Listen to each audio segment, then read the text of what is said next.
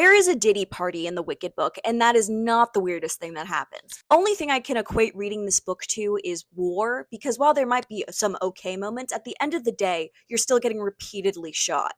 Go into the summary of this book. Oh, trigger warning for everything. If you can think of it, it's in here. Gregory Maguire, the author, needs to be put on a list. I'm not sure what kind of a list, but it has to include bestiality. To make this easier to follow, because it is so confusing, I'm going to try and equate parts of the book to the musical. So it starts off with No One Mourns the Wicked except take out all the fun parts. And it starts with Melina, who is Elphaba's mother, super duper pregnant. And she's a mammoth, of course. I mean, he calls her a mammoth. I'm sorry. I never got over that. Anyways, so she's super pregnant, but she's also kind of an alcoholic, and they live in Munchkin Land, the rural parts of Munchkin Land. Her father, Frex, is basically like Elder Price. He's just like a religious zealot who goes around and is constantly gone, just like knocking on people's doors and go, be part of my religion. Also, because Frex is gone so often, Melina is, of course, a slut. And that was a direct quote. Melina actually comes from a very rich family who actually run Munchkinland, but I'm going to go into that later. Anyways, so she's home all the time alone drinking, and so men come through her little road next to her house, and she'll just like invite them in, and she'll just be like, let's have a party time. And one day, a guy comes and he offers her a little special drink, and it's in a green vial. And she drinks it and gets essayed. And it's basically just green GHB. So she doesn't really know who the father of Elphaba is. It could be that random man, or it could be Frex. She's not 100% sure. She doesn't really remember much from the encounter with that man. This part is about to get really confusing, so Ozlog, complete permission to correct me. Anyways, there's this like traveling show coming through town, and it's called the Clock Tower of the Time Dragon, and it has like really intense little shows, and it's almost like garnered a religion around it. And Frex is like, no one can follow that as religion. So he goes and sees this show. And what commences is so not PG-13. I am scarred. I'm going to try to explain this to you without getting demonetized. So it tells the story of a man who is walking through town, and he comes across a widow, and they're like, let's get it funky. But she's like, wait, I have a daughter. So they all get it funky together, but he has two appendages. So this happens at the same time. One appendage on the front and one on the back. I am not kidding. I am scarred. So I'm going to skip a little forward. Anyways, Elphaba is born in the Clock Tower of the Time Dragon, and she's green. An abomination, according to their standards. And the reaction is kill it. Kill it. Um, and then they spend a good while talking about the babies down their area and touching it. Why? I don't know. Then Elphaba bites someone's finger off. Her mother's like, what is this gross, disgusting thing? I don't want to take care of it. And then Frex comes back and he's like, what is that thing? Then there's a man named Turtleheart who comes in. He's one of the men that walks down like the little road because Frex is off trying to find like a cure or something. I don't remember exactly. And Lena's like, that is a hot man. And he is red. I cannot find a photo of him, but he's a quadling. So Turtleheart's whole land had just been like quashed. Like there's nothing left. And so when Melina and him start their relationship, he has nothing, and he's trying to explain that to them. He's a really artistic guy, and he doesn't really like.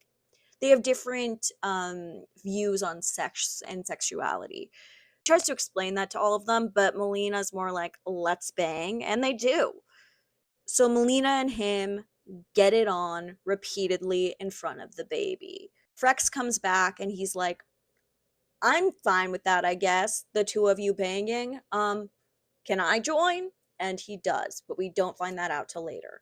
He is also Nessa Rose's father, most likely. And Melina took a potion to make sure that Nessa Rose wouldn't be green, which resulted in her not having arms. So unlike the musical where she's just in a wheelchair, she doesn't have arms and she can walk around. But Nessa's still the worst. Then comes Nanny, who is Elphaba's caretaker. Elphaba doesn't really talk for a long time. I think the first thing she says is horrible or the horrors. And Nanny's just like your old average woman. She used to take care of Melina. She's very stuck up, but she plays a big role later on. Turtleheart eventually gets killed by the Munchkinlanders because he is blamed for the drought, and they're just the worst. Flash forward 15 years, and Galinda is standing at a train station waiting for the train to take her to Shiz University. Her chaperone, Alma Clutch, accidentally stepped on a nail. Very inconvenient, and has to go to the hospital. So Galinda has to be alone for the first time in her entire life. On the train, she meets Dr. Dillamond, who is in first class, which is weird to her because she's never seen an animal in first class before. He explains that Oz is going backwards, and while they just gained the right to be able to travel with everyone else, animals, which are different than animals, now are being oppressed again. So now we're at like dear old Shiz era of the book, where Galinda arrives at Shiz University, but her roommate situation is not so good because her Alma so selfishly decided to step on a nail. Her Alma wasn't there to coordinate with the other Almas to get Galinda the perfect room. So Madame Morrible, who would perfectly fit into The Handmaid's Tale, is the headmistress of Crage Hall where they're staying, and she tells Galinda because her Alma isn't there, she's going to have to room with 14 other girls. That is not acceptable to Galinda. Galinda, who's basically a self-proclaimed liar, goes up to her and goes, no, I can't. My Alma has a special condition. I can't. So Madame Morrible is like, well, then you can stay with this other girl whose family runs Munchkinland. And then out of the corner of her eye, Galinda's eye, she sees something. And it's green, it's Elphaba. And this is where we get what is this feeling? But it's kind of really one-sided. Galinda's the only one that has an issue. Galinda's basically like, what is this feeling? So sudden and new. I'm weirdly attracted to this green girl. But I also think she's ugly. Galinda is more concerned with the fact that she's rooming with someone green than the fact that Elphaba is green. So Galinda goes to Madame Morrible's office to fix that whole situation, and she's like, my Alma Clutch, like I told you, she is crazy. She completely lies to Madame Morrible and says, well, yeah, my Alma just thinks that inanimate objects are living. She can't tell the difference between a dresser and a human. And Madame Morrible doesn't really care, and she's like, okay, well, Elphaba's still staying with you. So then Galinda kind of spends a long while just kind of not messing with Elphaba, but like talking down to Elphaba to others, because her whole thing is conforming. She's got to conform. She's like a kind of evil Elle Woods. She gets together with people and they talk crap about Elphaba. Her and Elphaba don't even speak for the first 3 months of school. Elphaba till now has just spent her entire time with her nose in a book. And she just hasn't spoken to Galinda. And Galinda chooses this night specifically to just like talk to Elphaba, and they discuss, philosophical things like evilness. They really bond over this actually, and they start to kind of get closer. Galinda ends up giving Elphaba, the famous hat. At first she's like, it's so ugly, it will look horrible on her, like in Dancing Through Life. And then she's like, wait, Elphaba, you're kind of pretty. Weird. You're actually like really pretty. And Elphaba's like, no, I'm not. And she's like, yes, you are. So now we're at something bad is happening in Oz. And Dr. Dillamond tells his class that he's very fearful of the direction that Oz is going in. And he fears that animal discrimination is becoming widespread. This is a cause that Elphaba really, really cares about. So then Madame Morrible holds a poetry soiree where she uses it to spread propaganda. She's invited the boys' school, the boys' college across the street, and the Shiz college with the girls. Again, sexism also exists in this universe. And Madame Morrible goes up on stage and basically just says animals should be seen and not heard. And that causes an uproar. Elphaba is pissed. Dr. Dillamond is pissed. I mean, I would be too. That's just wrong. And my number one enemy shows up. Bach. If he has no haters, I'm dead. He goes up to Galinda, and before he can even speak, she's like, hi! And he's like, you're pretty. And then he goes, wait, Elphaba. And Elphaba's like, don't speak to me. Like, wait, no, Elphaba, we actually grew up together. We went to the same daycare together. Like, I bullied you when we were younger, and you might have, tried to bite me.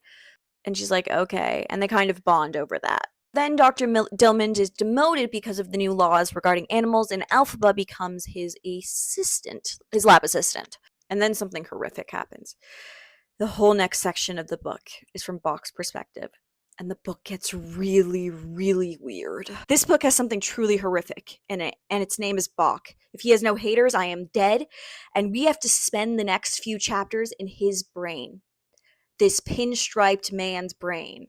So this section of the book flashes forward to the summer after the school year is over, and Bach is staying back to do some work and work in the library.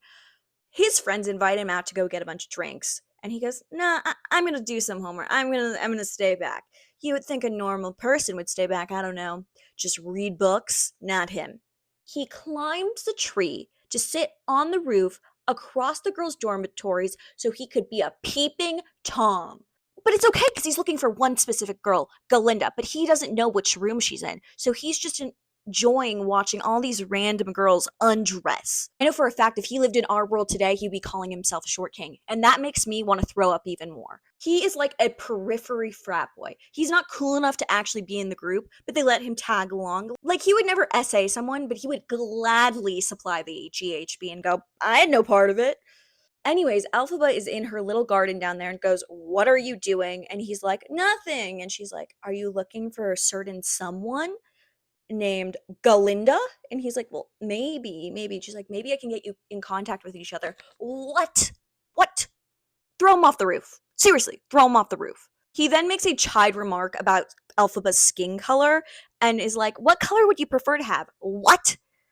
But Alpha was like, actually, like, I understand why you're really into Galinda, and we used to go to preschool together. I'll set up a meeting between you two. I'd rather have her just, like, reject you now than having you wait and just, like, foster more of a stalkerish tendency towards her. So Galinda, Bach, and Alphaba all meet. Then proceeds one of the most uncomfortable interactions as a woman I have ever read, and that is purely because I know how uncomfortable Galinda would have been.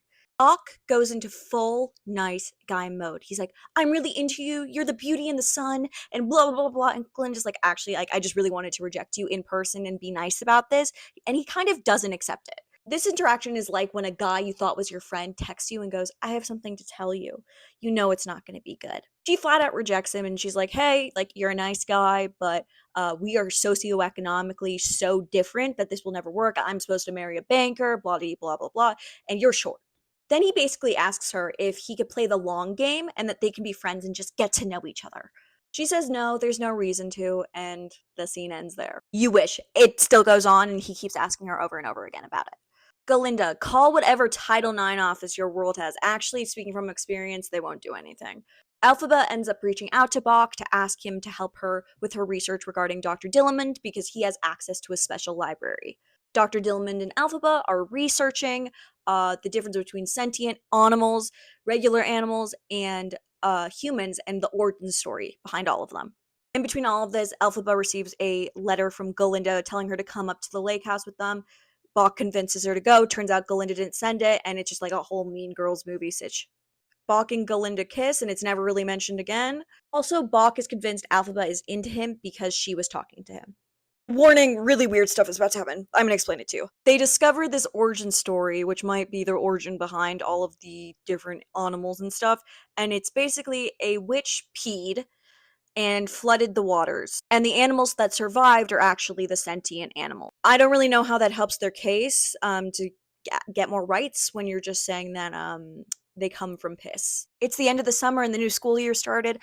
Bach all of a sudden sees all these girls like crowded around outside a school building, and he's like, "What's going on?" Dr. Dillamond was murdered! Someone slit his throat. And now Galinda's omelet clutch is missing. We're gonna start off soft and easy. Dr. Dillamond was murdered. Someone his throat.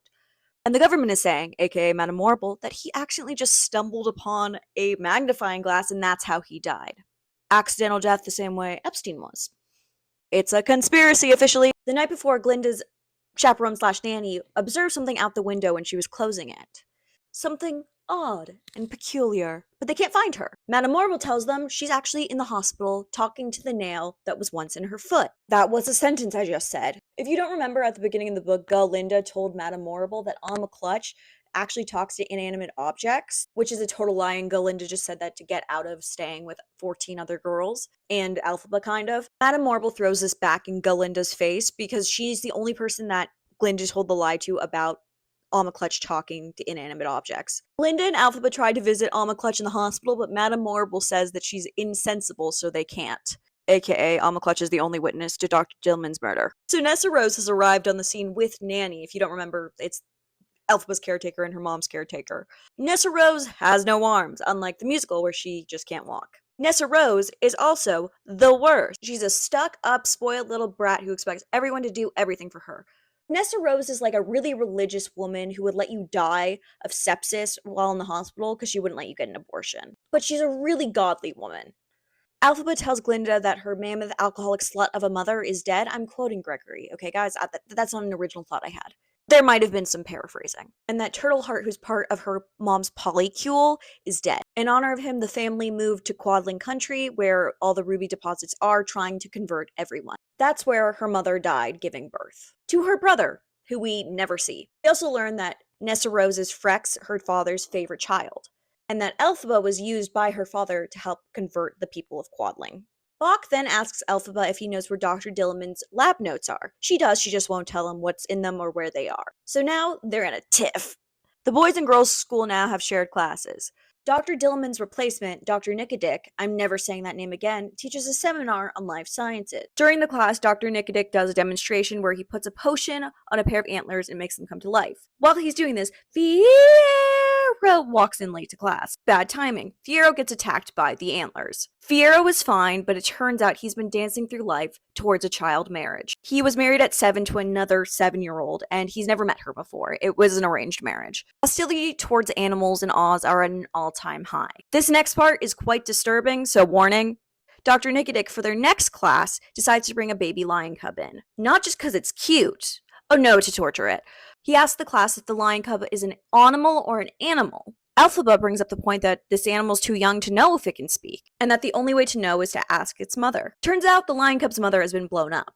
Turns out Dr. Nicodick wants to cauterize part of this baby lion cub's brain to make it not have pain anymore. The class rightly freaks out, and 2 people steal the lion cub and run away. Glinda is really studying sorcery now, and she makes a sandwich blow up. Also, Glinda and Elphaba have a huge friend group now called the Charmed Circle. This includes Bach, Fiero, Averick, another dude, and Nessa Rose. Side note, Glinda now goes by Glinda in honor of Dr. Dillamond. And Bach hates this new version of Glinda because she's compassionate now and she's not the ditz that he loved. I think he needs to be dropped kicked into the sun. Nessa Rose receives silver slippers from her father Frex. This pisses Elphaba off. She is not happy about this because her father has always favorited Nessa. Glinda is summoned by Grommatic, someone I have waited till the last very moment to mention because he is a robot clock hybrid who assists Madame Morble. I imagine he looks like a giant Cogsworth. He makes this tick-tock noise whenever he walks around, and every time he's in the book, I want to die. Anyways, he summons Glinda, who brings Elphaba along because Alma Clutch is on her deathbed. During her last breaths, Alma Clutch admits that she watched Grommatic kill Dr. Dillamond under the behest of Madame Morble. This is shocking. After Alma Clutch's funeral, Elphaba, Nessa Rose, and Glinda are summoned to Madame Morble's office.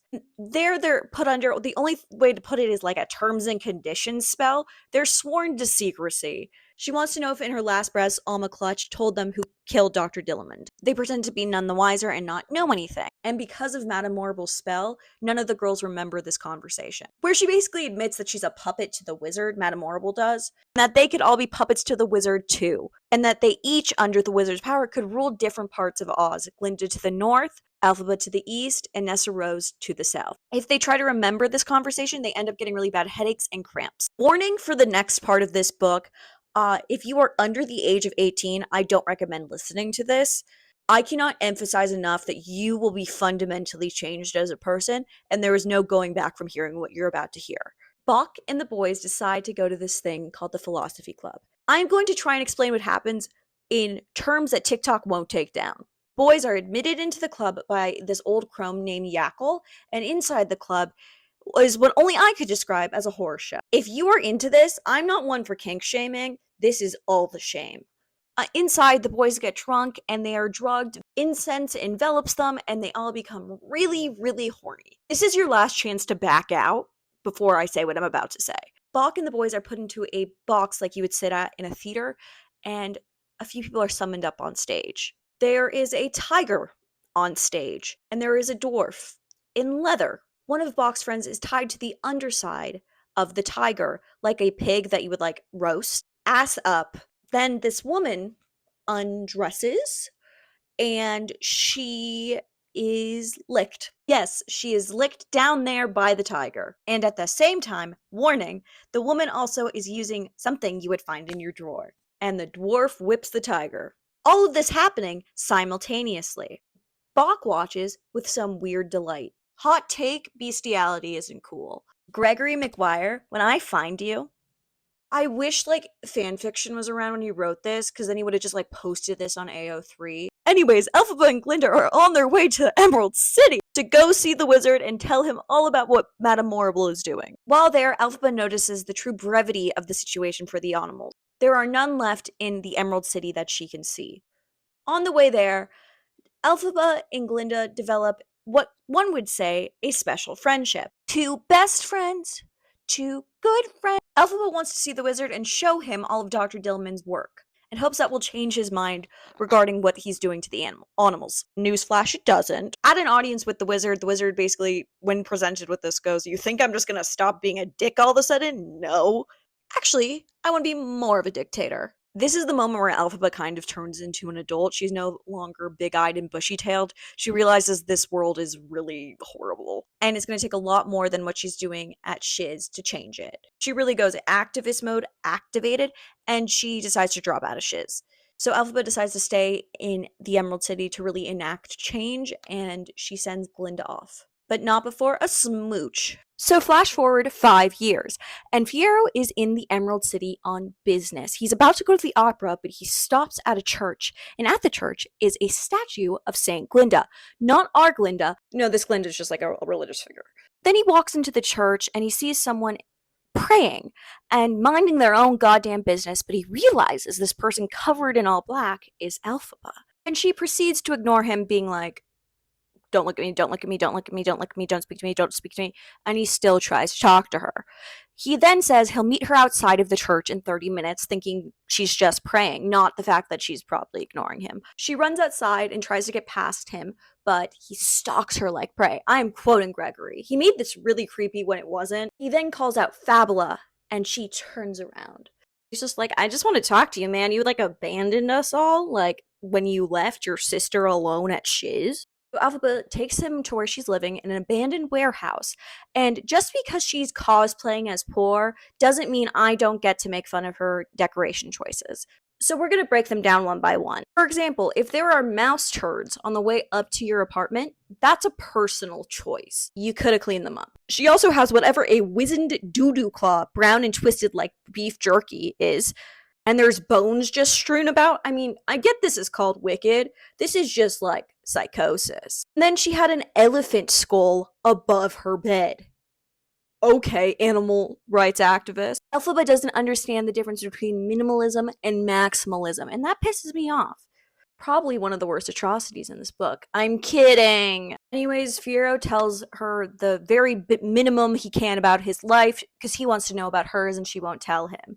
It turns out he is married now to that same child bride, but he was also a child, and they have 3 children, and she's getting fat now. That's also a quote. The wife also isn't opposed to him sleeping with all of her sisters. He won't, because he finds that weird, which good for you. And they live in a place called Kiyama Ko. And Elphaba basically tells him she's in a secret network of activists that are fighting against the wizard. I'm just paraphrasing. Then we learn about what happened to the other friends at Shiz. Glinda marries a really rich man, like one of the richest guys in Oz, and buys anything and everything she wants. Nessa Rose is getting prepared to take over in Munchkinland. And then their friend at the Philosophy Club, who tried to bang the tiger, or I mean successfully did, probably has a cat STD. Oh, and Bach's wife keeps trying to off herself because she's with him. That's my theory. I mean, relatable. I would too if I was married to that thing. Then Fiyero and Elphaba have an affair for about the next 30 to 40 pages. They have a lot of spicy time. The spice is not good. And we learn that the carpet does not, in fact, match the drapes. The carpet is purple. Sorry, Cynthia, that I had to tell everyone that. Gregory wrote that and not me. Please don't make a hate post. Okay. And everything bad that could possibly happen is happening in Oz. Think of it almost like us right now. People are getting taken off the streets. Animals are basically non-existent anymore.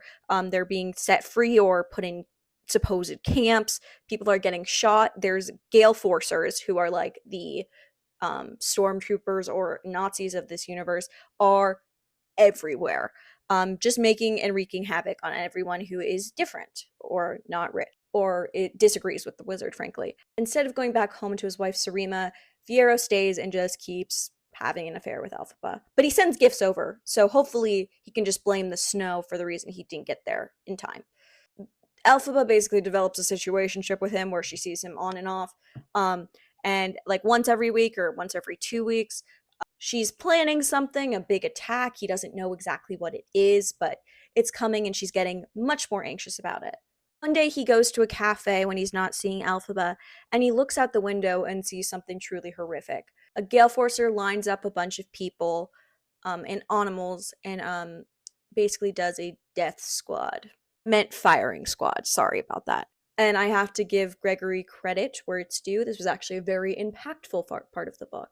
That really hurt me to compliment him, but, credit where credit's due. Hero ends up running into Glinda and another one of their old college friends, and he learns more about how she's doing, and they get tea together. We also learn that Elphaba does not, in fact, shower. She uses oils instead because she is allergic to water. But for some reason, she can drink beer, which has water in it.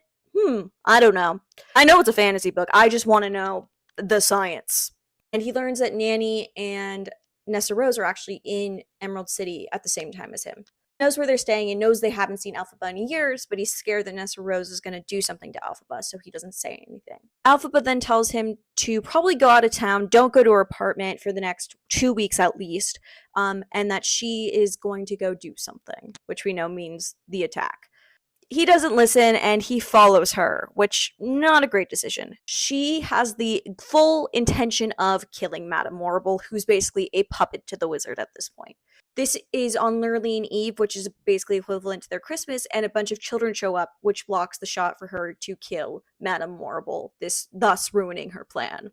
Fiero looks for her in the crowd and he loses her, and he goes back to her apartment, which is the worst decision he could have made. For some reason, he then has an explosive bowel movement, and then he is beaten to death in her apartment by the Gale Forcers. Upon finding all of this out, Elphaba ends up joining like a covenant in Oz run by Yackle, the same Yackle who ran the Philosophy Club. I feel like that's an issue of overlapping, but I didn't write this. So this book really has everything: an attempted assassination and love. This section is basically just for Elphaba to collect Pokemon. That's the best way I can describe it. She just collects animals. If you don't remember, Elphaba joined a convent after Fiero's death because she was so distraught. She's been there for about the past 7 years, and she's been disassociating, to say the least. And by disassociating, I mean she gave birth and doesn't remember. Yeah. She basically spent her time there cleaning floors and doing all the chores, working in the infirmary, and then one year, Tidbit, the friend that did the Philosophy Club with the tiger, shows up quite sick. Tidbit has cat AIDS. I've been trying and racking my brain of a different way to say it. There isn't one. That was a choice, Gregory. So while Tidbit is dying and pissing and pooping himself if he doesn't have any help from anyone, Gregory wrote that, him and Elphaba reminisce on old times, and this brings the old Elphaba out. One that has basically been closeted away for the last 7 years. And after he dies, the head of the nunnery tells Elphaba it is time to go.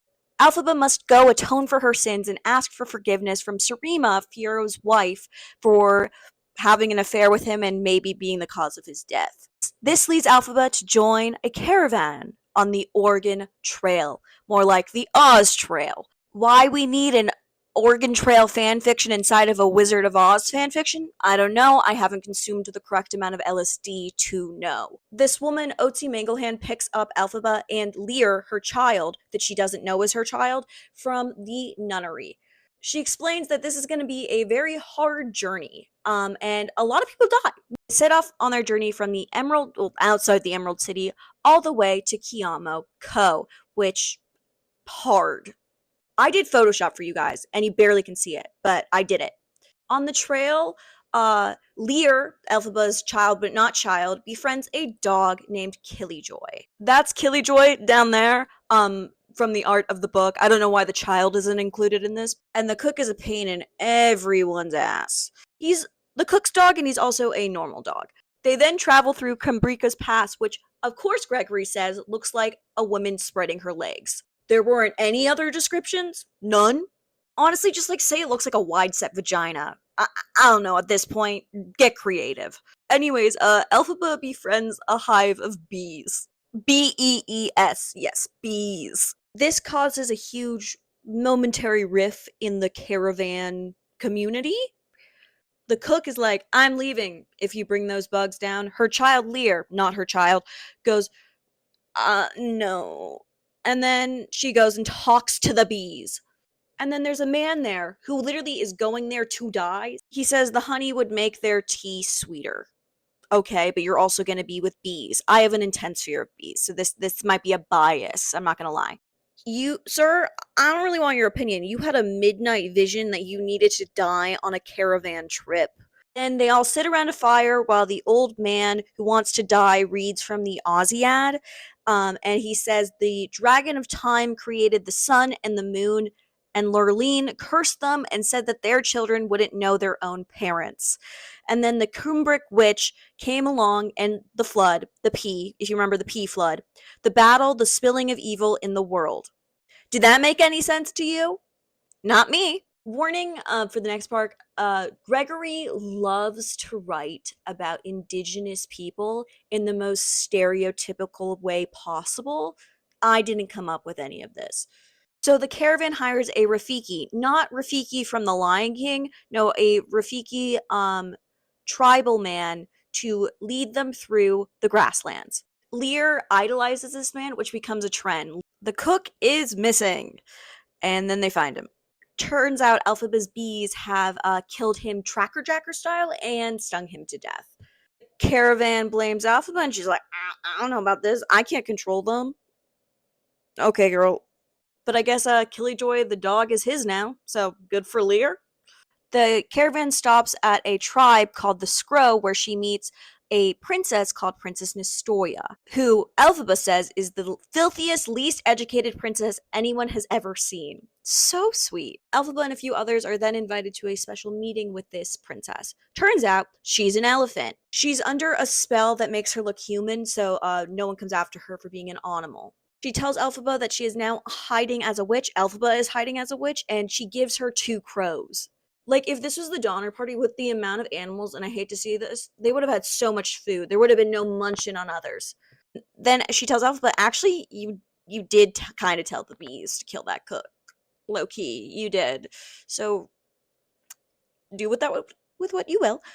Then through the Arjiki tribal lands, there is a river, and they find a monkey. And Elphaba's like, I want the monkey. The only problem is the monkey is stuck on a little island in the middle of a giant lake that is freezing.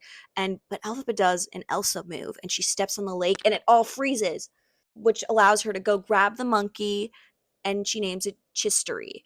By the time they reach Kiamoko, Elphaba has so many animals with her. Oh, and a child. She really forgets about that child. She's literally like, I guess you can come. Okay.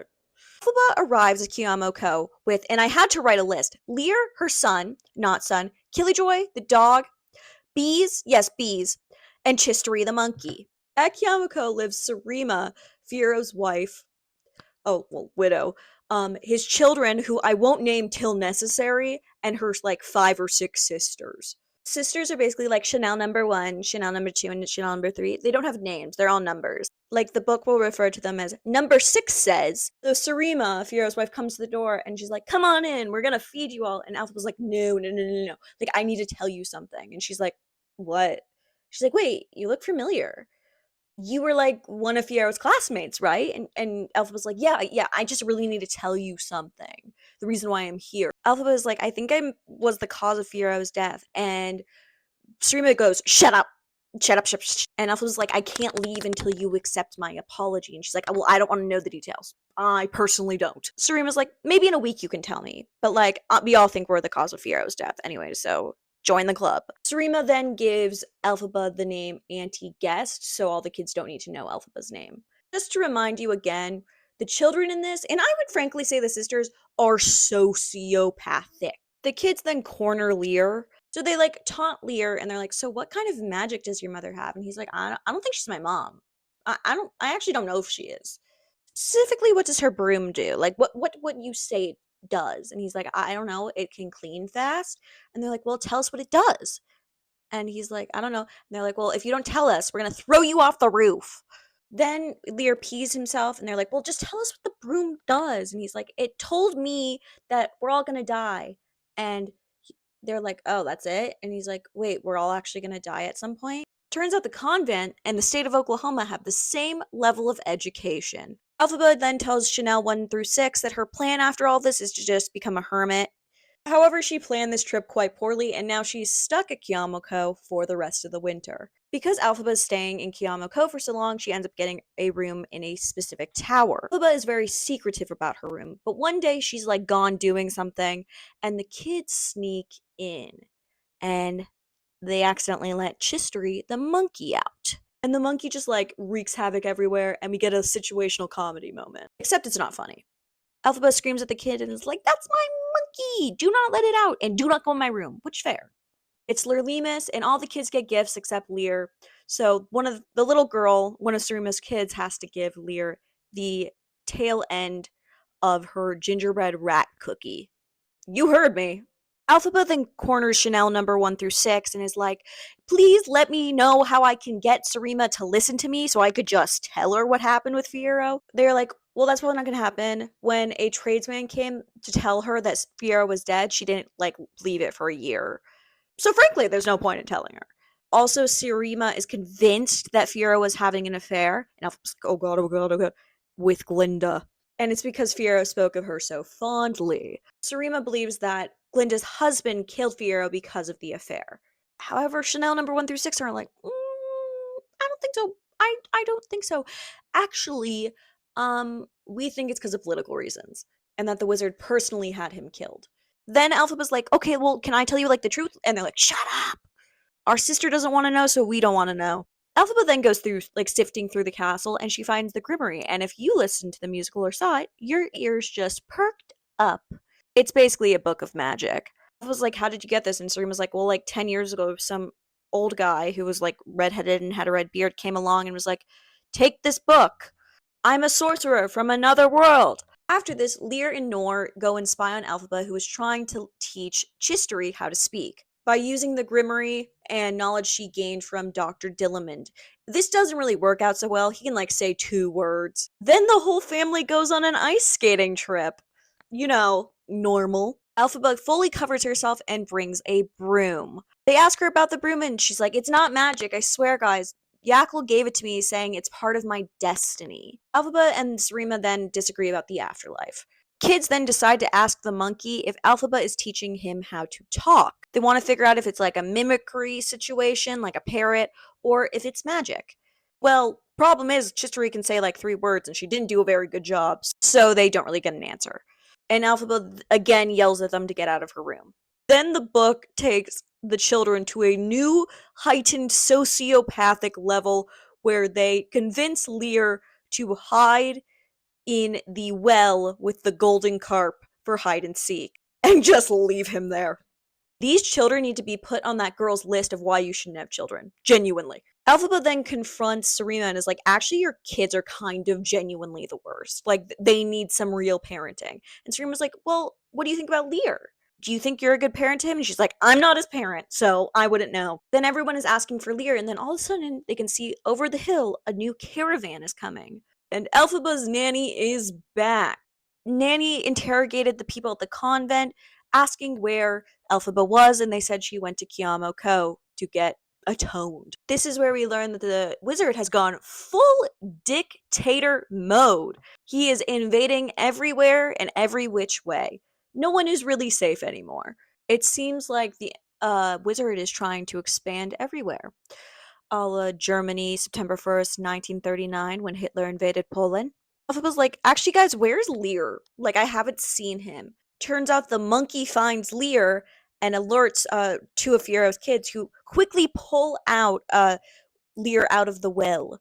And he's not breathing. And they're like, Elphaba, save him. You have magic. And she's like, I've never really been good at magic. I'm not gonna lie, it just kind of happens. Elphaba then does CPR and breathes into Lear's mouth, causing him to wake up. Lear is then like, while I was down there, guys, I talked to this fish.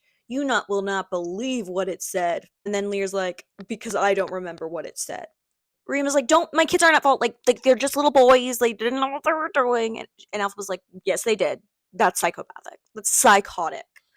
Alphaba, really angry, just like starts thinking about like hot anger and cold anger, and then Manic Fiero's son dies because an icicle drops on him, goes right through his skull. Alphaba may have not intended to do it, but it happened. If you don't remember, Alphaba saved Lear's life using CPR, and for the first time, she had an emotion towards him. Also, when Lear was drowning with the fish for days, he actually talked to this golden carp who told him that Fiero is his father. And Alphaba's like, how does this fish know that? Like, is this fish actually, in fact, Madame Morrible?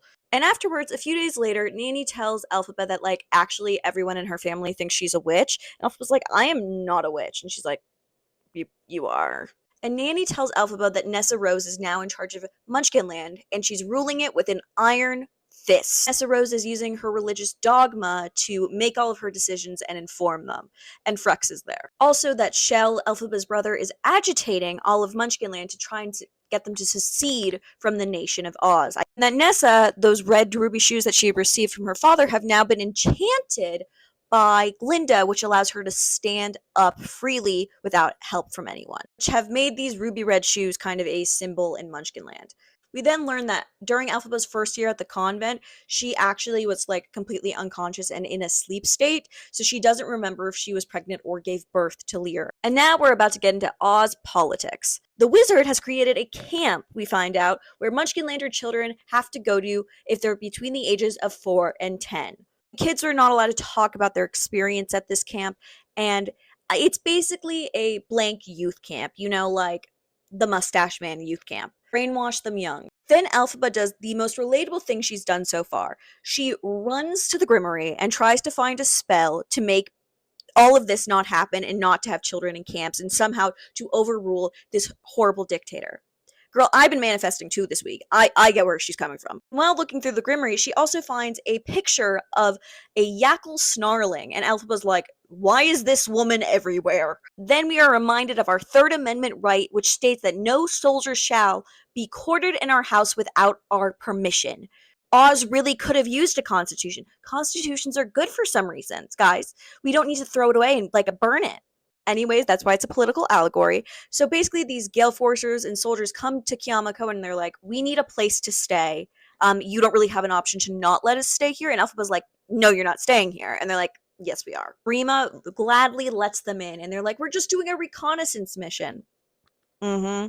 Lear becomes a little sycophant towards these men and is like, accept me. There are times in this book where I'm like, Lear, you're sweet. There are other times I'm like, can you just be drop kicked? Like, can I just drop kick you? Anyways, Alphaba tries to interrogate them and ask them why they are there. Then Nor, one of Fiero's kids that like are his official not bastard children, picks up Alphaba's broom to like clean the soldiers' quarters, and then it starts to fly. But for some reason, Gregory had to mention that she was shirtless as like a 12-year-old while this is happening. I don't know.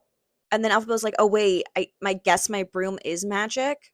Frex sends Alphaba a letter, her dad, if you don't remember, and is like, Munchkinland has seceded from Oz, and like I would really love if you would come. Nessa Rose is a little So Alphaba arrives in Oz and she's like, oh my god, my dad is really old now. His like eye doesn't work. And he basically tells her like, I need you to be a advisor to your sister because she's kind of going crazy as like the ruler of Munchkinland. She's really using her religion to inform all of her decisions. Maybe America could learn something from that. Also, the reason why her mother Elphaba's mother never really wanted to have daughters is because daughters always take over to be the rulers of Munchkinland, and to her mother that was the worst thing possible. Also, the wizard is like being a total bastard and really encroaching, and he does not like the fact that Munchkinland has seceded and they're worried about an attack. And Elphaba's like, hey girl, twin sister, I haven't seen you in a while. I know that I like left you at Shiz all by yourself. And Nessa's like, I'm mad. I just remembered that. And Alphaba is bewildered by the fact that like she can stand on her own and really seeing it in person. So this lady comes to Nessa and is like, as our supreme ruler, my maid wants to run away with this wood chopper, and like I already had like 3 of my sons conscripted, and like I don't want her to get married. Can you kill the guy for me? And Nessa's like, I don't know about killing him, but I can make his own axe amputate him. And Nessa Rose is like, if that doesn't work, just like come on back. Like I will have his axe cut off another limb of his. Like no biggie. This man turns out to be the Tin Man. Well, he turns into the Tin Man. And the lady is like, I will give you a sheep and a cow. And Alpha was like, wait, do you mean these are like animals here that you're like owning? You're owning animals that are like sentient and can speak? And the lady's like, yeah. And they're expensive too. Nessa Rose is like, that's fine. Just like bring them on in. And Alphaba goes to go talk to those animals. Animals. And this is where I feel like Alphaba low-key gives like fake activist. She like goes up to the cow and the sheep after they've been traded, and she's like, you can go free. And the cow and the sheep are like, if we go free, we're gonna end up as dinner. And she's like, no, you won't, I promise. Like, my sister is Nessa Rose. Like, this won't happen. And they're like, no, it will. And she's like, no, you gotta believe me. Like, she fully goes into, like a white woman going to Africa to save the children mode. Like, you're not doing anything, girl. You really aren't. At that point, the cow was like, posted infographic. I'm kidding. She's like, really? Like, you gotta go. Like, you're not helping me. And Alpha convinces the cow to leave the stable, and the cow's like, when I die, this is on you. Later on, Frex is like, actually, I think you should just like take over as eminent throp of Munchkinland, because like I don't like what Nessa's doing and where this is going. And Alpha's like, no. And this pisses me off. Okay, this is where I'm gonna go into a personal rant. I'm like, Alpha, but this is your one chance to actually make a difference as a leader and let animals have a safe haven in Oz, and you say no because you don't see yourself as a leader. This is the ultimate activist thing you could do. Frex then tells Elphaba about how he actually was in love with Turtleheart, if you don't remember, and that Turtleheart is probably Nessa Rose's father, and that makes him love Nessa Rose even more because of how much he loved Turtleheart. We got a thruple situation coming back. Nessa then tells Elphaba that she would like her to join her as an advisor to Munchkinland, and Elphaba's like, nah. But low-key, I like kind of want your shoes, so like when you die, can you pass them down to me? And Nessa's like, okay, why not? Then Alphaba asks Nessa Rose if she remembers the whole thing with Madame Morrible, where she was like, made all these plans for them, like the NDA spell. And she's like, I think this is just like how God intended for us to end up. This has nothing to do with Madame Morrible. Alphaba's like, I don't believe in that God. And she's like, well, I can make you believe. And Alphaba's like, nah, fam. Then Alphaba returns to Kiyamako to a disaster. Basically, all of Fiero's family, Sarima and Chanel 1 through 6, and the kids have all been rounded up by the Gale Forcers, and they don't know where they are. However, Lear and Nanny have been left behind, as well as the monkey. Alphaba also has a thought about stitching wings to the monkey's back while he's awake. That's important later. And this is where Alphaba plans to do anything and everything to get them back. It's 7 years later, I think 7 years later, and a freak weather event has torn through Munchkinland, killing multiple Munchkinlanders. It's a tornado. They've just never seen one before. And one Munchkinlander makes a joke about wanting the tornado to have its way with him. Anyways, Nessa Rose is dead. A house fell on her. This sound familiar? A house began to hitch, and there were maybe passengers on board the house. Anyways, meanwhile, Alphaba is abusing animals. Alphaba has decided she'd start doing experiments on Chistery her monkey's descendants, meaning she is sewing wings to the backs of awake monkeys, hoping this will make them fly. Because getting Chistery to speak wasn't really working, so she had to like try something else, obviously. Only like a ton of monkeys were disfigured and died, and she had to mercy kill them because like she messed up. But like this is for science. It's for science. So you can't cancel Miss PETA, Miss Animal Rights Activist. She uses Dr. Dillman's books and a spell in the Grimoire to attach the nerve endings of the wings to the monkeys. Girl also does not understand genetics. She thinks by sewing the wings on the backs of monkeys, it will be passed down genetically to the next generation. Girl, learn what a Punnett square is. Please, we beg. Anyway, she gets a letter telling her that her sister is dead. She then tells her son Lear, who is like, can I come with you to Munchkinland? And she goes, no, Mother of the Year. But she's like, you can't tell Nanny because I don't think she can handle this and she'll die too from the news. So Lear tells Nanny because he's the worst. And Nanny's like, you can't go. Last time you left, like the castle got stormed. Sarima's her kids, Chanel number 1 through 6, got abducted and maybe killed, and you still haven't found them after 7 years. What are you doing? And Alphaba's like, I've been tirelessly looking everywhere. I can't find them. So anyways, I'm gonna get on my broom and go to Munchkinland. Anyways, Alphaba arrives in Munchkinland with mixed reactions. A Munchkinlander approaches her and is like, hey, we've abolished the Throp monarchy, basically. So, like, it doesn't matter that you're in that lineage. Like, we don't care. And Alphaba's like, wait, I haven't decided if I don't want to be, like, the ruler of Munchkinland yet. And they're like, oh, God. Then they take Alphaba to the room she'll be staying in. And they offer her towels, and she goes no. And what? I know you don't use, like, water, you use oils, but, like, what if you have mud? Like, what if there's mud caked all over you? Are you just gonna, like, magically wipe that off? You're not very good at sorcery. I just imagine Alphaba is, like, covered in mud at all times after this. Alphaba then sees her father Frex, who is devastated about Nessa's dying. He then shows him a page from the Grimoire, and he's like, I can't read this, like, this is from another world. And then Alphaba's like, why does everyone keep talking about other worlds as if a girl didn't just fall from the sky? Then he blames Alphaba, telling her that her hatred of her own skin color is because of her, not because of him and all the actions her parents took to make her feel horrible about it. Glinda then comes in and interrupts the conversation between Frex and Alphaba, and Alphaba is elated to see her. In the way Alphaba can be elated, they make fun of each other's clothes, and then they start getting down to business. The two of them then walk around Munchkinland, and there's graffiti everywhere about Nessa Rose's ruby shoes, and they're like, the graffiti says, she walked all over us. We then learn why Glinda was the first to arrive at the house falling incident. It's because she was here with her husband on business. Glinda's into this really cool thing called charity now, and, like, helping others with her really rich husband's money. So she was in Munchkinland, basically just, like, working at an orphanage and then going to a zoo that's actually a hunting park and killing dragons. While she was at the park, there was really high winds and, like, everything was knocking down, trees everywhere, and Nessa Rose's invasion warning system goes off, and Glinda rushes over, and who does she find? One Dorothy Gale, freaked out. Munchkinlanders are then the ones to tell Dorothy that Glinda is actually a witch, not a sorcerer, and they are like, some are happy, some are sad, because, like, Nessa Rose was the tyrant. Dorothy tells Glinda that she wants to get back to a place called Kansas, and she's never heard of Oz, and Munchkinlanders are like, wait, you're our new successor, you just killed the king, that means you're in charge, Dorothy. And Glinda's like, no, there's, like, actual politics afoot. So Glinda sent Dorothy off because she didn't want there to be a civil war over if Dorothy was the actual successor or someone else was. Elphaba then plays coy and asks if Glinda was actually the one to have an affair with Fiyero, and Glinda is shocked and bewildered by this question. Glinda says she would never cheat on her husband. Also, she would never because of the color of Fiyero's skin. It's below her. Just give me a second. Glinda for Trump. Got it. Glinda then remembers her time with Elfie and how it made her feel special and different and how close they got. What is this feeling? So sudden and new. Burp, burp. Elphaba then asks Glinda if she thinks that Madame Morble's plan all came to fruition, and Glinda says no because a lot of details were off. Elphaba's then like, I've always felt like a pawn to everyone in my life, and Glinda just brushes it off.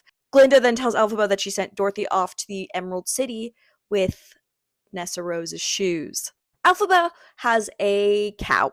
Glinda sent Dorothy to the Emerald City to see the wizard because she felt like that's a better place for Dorothy right now, because if the Munchkinlanders start rallying behind Dorothy to be their new leader, this could cause a whole lot of turmoil. Secretly, Glinda just really wants reunification of Munchkinland, and she's against the secession. She is pro-dictatorship.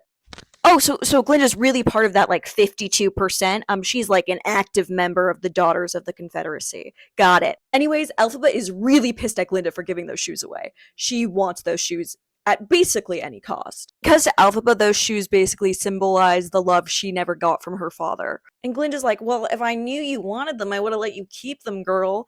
And that's not enough for Elphaba. Also, because these shoes are such a symbol, the wizard could conceivably use the shoes as, like, a symbol to take over Munchkinland. After her sister's funeral, Elphaba is confronted by some people from the wizard's camp telling her the wizard is on his way to speak with her. Elphaba, like, conjures all these plans of what she's going to get from the wizard and what she's going to request from him, and when she gets there, it kind of all falls apart. The wizard really just wants the Grimoire, and also he does in fact want those shoes. He also wants to know if Elphaba intends on taking over Munchkinland, which she says no, she does not. And the wizard lets her know that's why the army has been there at Kiamoko this whole time. He wanted to see if Elphaba ever tried to take the throne in Munchkinland. The wizard then brings out this young girl, Nor, Fiero's daughter, who he had kidnapped, and her hands and feet are shackled. Elphaba's like, I will do anything to get her back. We then learn that all of Fiero's family is dead. The wizard had them killed because it was possible that one of Fiero's sons could have taken over, and that would have given the Arjiki clan more of a stake. And the wizard had them publicly killed. We then learn that the Grimoire is actually from the other world, in fact, and the pages of the Grimoire that Elphaba brought are just about dragons. I am now going to read you what the Grimoire is according to the wizard. It is an ancient manuscript of magic generated in a world far away from this one. It was long thought to be merely legendary or destroyed in the dark onslaughts of the northern invaders. It had been removed from our world for safety by a wizard more capable than I. It is why I came to Oz in the first place. The wizard claimed he did not come to Oz with the intention to rule, it just kind of happened. Elphaba offers to give him the Grimoire in exchange for Nor, and he's like, well, she's my only protection against you, so why would I do that? Oh, Nor is a witch. Forgot to mention that. The wizard refuses to agree to give up Nor in exchange for the Grimoire because he wants to see how things end up in Munchkinland first. We then learn that Madame Morrible was an aide to the wizard, and she taught the wizard everything about breaking the spirit of young girls. Madame Morrible was actually the one who advised the wizard to have Elphaba watched because of Elphaba's affair with Fiero. Elphaba then asks if the wizard remembers meeting her in Oz all those years ago. He says, no, I don't. The wizard then lets Elphaba know that by the time the year is out, he will let her know if he accepts the deal of the Grimoire for Nor. Elphaba then hops on her broom to get the shoes, and on her way, I guess, up while she's flying, Glinda calls out to her, and she ignores her. And then it's the last time Glinda and Elphaba ever see each other. Remember, Elphaba was in the Clock of the Time Dragon seeing a puppet show of her life, and then we actually find out that her father is the wizard. I accidentally deleted that clip in the last video. Yes, the wizard is her father. The wizard gave Melina green GHB. I feel like a crazy person saying that. Elphaba then flies to Bok's house, where he lives with his wife and children, and the wife really needs a Prozac prescription, but I have a doctor girl if you need it. Prozac twin! Honestly, if I had to spend any time near Bok, I would need to be anesthetized. Anyways, Elphaba just lands on their lawn and is like, I just killed Madame Morrible. And they're like, why? She's old. She wasn't going to do anything. And she's like, 'cause I could. Elphaba's like, I finally fought fire with fire and now she's gone. No one misses her. Then Elphaba's like, I'm going to go after Dorothy now. And Bok is like, she's a child, don't. And she's like, I don't care. I want those shoes. Elphaba then decides to follow the Yellow Book Road on her broom on her way back to Kiamoko, where she sees a peddler on the side of the road. She asks him about Dorothy and who Dorothy is with, and he's like, this straw man, this tin man, and this really scared lion. And Elphaba's like, what? She's making men into straw? Then Elphaba's like, so did she have her shoes on, these pretty shoes? And he's like, yeah, I wanted to buy them off of her, but I couldn't. Elphaba's like, ugh. Anyways, do you have an umbrella? It's about to rain. And she convinces him to give her an umbrella for free. Haggler queen. Then going down the Yellow Brick Road on her broom, Elphaba sees Dorothy and her gaggle of anthropomorphized friends. Elphaba is going to take Dorothy then and there, but then she realizes a storm is coming and Elphaba is allergic to water. If you don't remember, she bathes in milk. Occasionally. Mostly oils. Which somehow seems more sane than drinking raw milk. But Elphaba does see that Dorothy and the friends made it to the Emerald City. Elphaba then returns home to Kiamoko, where Nanny greets her and is like, where have you been? You look insane. There's blood all over you. Wipe that off. And Lear fished out the golden carp from the fish well that spoke to him, but it's dead. Elphaba then begins to reminisce about old times, basically having a long flashback sequence in her mind. She finds a green bottle in Nanny's things and realizes, oh my god, the story about the wizard is actually true. He is my father. This next part sounds absolutely ridiculous, but I promise I did not make it up, okay?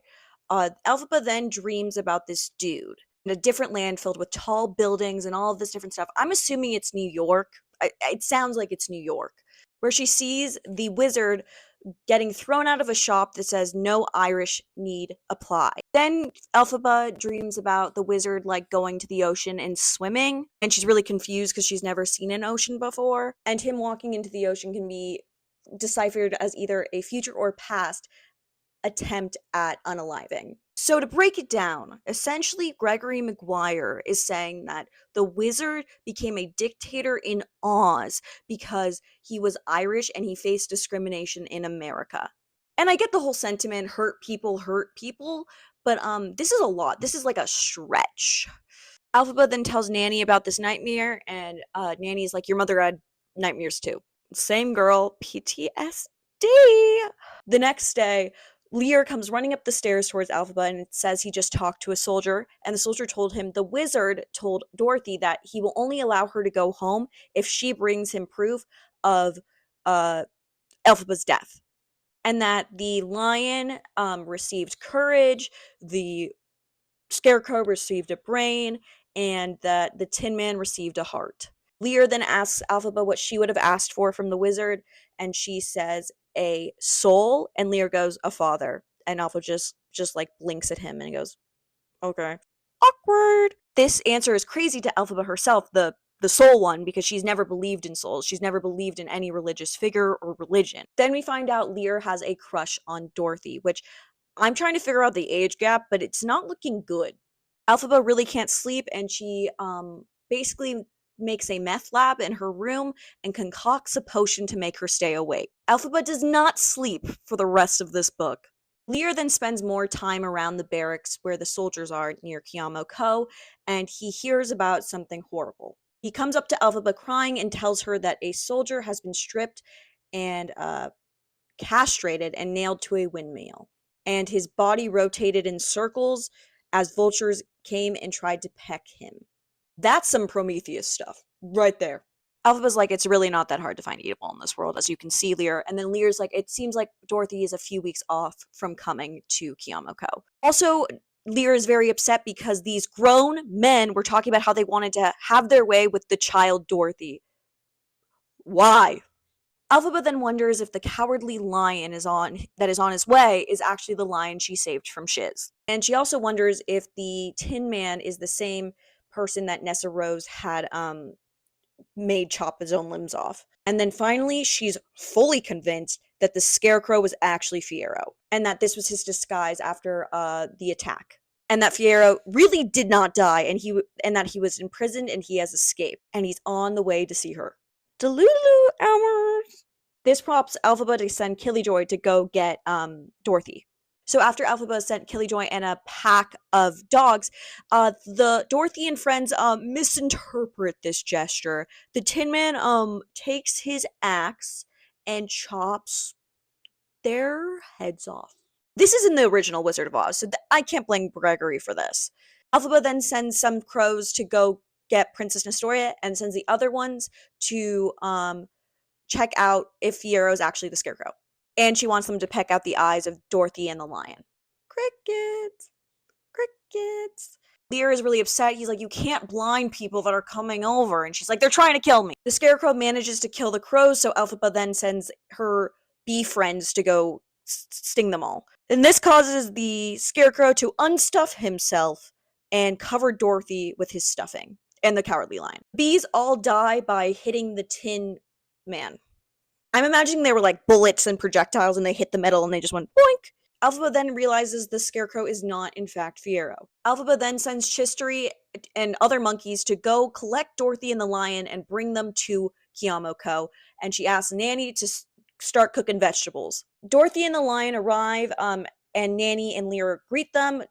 Lear's like, hey girl, and Dorothy's like, so is the Wicked Witch here? Like, how scary is she? And then Alphaba comes downstairs and she's like, I'm not that scary, but like, you did drop your house on my sister. And Dorothy's like, well, technically it's my aunt's house, and technically the Wichita Mortgage Company owns it. A lot of technicalities, girl. Dorothy then tells Alphaba and family how her parents are dead and she was adopted. She starts crying, and then Alphaba's like, I don't care. Dorothy then asks what's going to happen to her. Alphaba tells Nanny and Lear to go into the other room. The lion's like, I'm not leaving. And Alphaba's like, you're a coward. You're going to leave. And because he doesn't, she tells Chistery to dump Toto in the fish well. Dorothy screams and tells the lion to go save Toto. Alphaba then takes Dorothy up into a tower and accuses her of wanting to steal the Grimoire from her and kill her. And then she demands the shoes from Dorothy. Dorothy's like, I can't take them off. Like, Glinda super glued them to my feet. My feet are sweaty. I've been trying to get them off for days. Elphaba then blames Dorothy for killing everything she's ever had. Elphaba then pushes Dorothy onto the parapet and lights her broom on fire, trying to take the shoes from Dorothy and burning the Grimoire so Dorothy can't take it, before Elphaba basically buries herself. And then Elphaba asks Dorothy why she wants to kill her. Dorothy tells Elphaba the only reason she came here was to ask for forgiveness for killing Nessa Rose. This pisses off Elphaba because she never got the forgiveness she asked for from Sarima. This causes Elphaba to set herself on fire, and Dorothy, thinking she's saving her, pours a bucket of water on Elphaba. So Elphaba simultaneously burns to death and is watered to death, because she's allergic to water. Dorothy returns to Oz as a hero. Dorothy returns to Oz with the glass green bottle. This shocks Wizard, realizing Elphaba was his daughter. He gets in his balloon and flies away because he's so sad. Lear then searches for Nora in the Emerald City, and everyone's happy that Elphaba's dead. And that's the end of the book.